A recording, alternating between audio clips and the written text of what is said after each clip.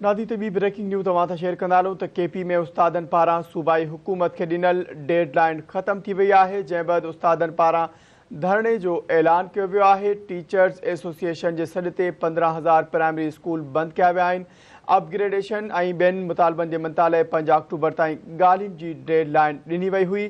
उस्तादनि जो चवणु आहे त हुकूमत पारां को बि जवाबु न मिलण ते एहतजाज जो सॾु ॾिनो वियो आहे।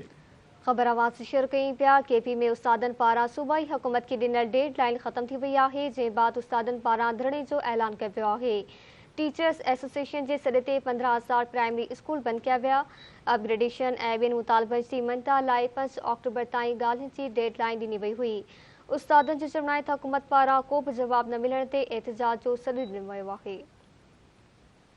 ख़बर आवाज़ शेयर कई पिया। केपी में उस्तादनि पारां सूबाई हुकूमत खे ॾिनल डेडलाइन ख़त्म थी वई। जंहिं बाद उस्तादनि पारां धरणे जो ऐलान कयो वियो आहे। टीचर्स एसोसिएशन जे सॾ ते 15,000 प्राइमरी स्कूल बंदि कया विया आहिनि। अपग्रेडेशन ऐं ॿियनि मुतालबनि जे मंता लाइ 5 अक्टूबर ताईं ॻाल्हियुनि जी डेडलाइन ॾिनी वई हुई। उस्तादनि जो चवणु आहे त हुकूमत पारां को बि जवाबु न मिलण ते एहतजाज जो सॾु ॾिनो वियो आहे।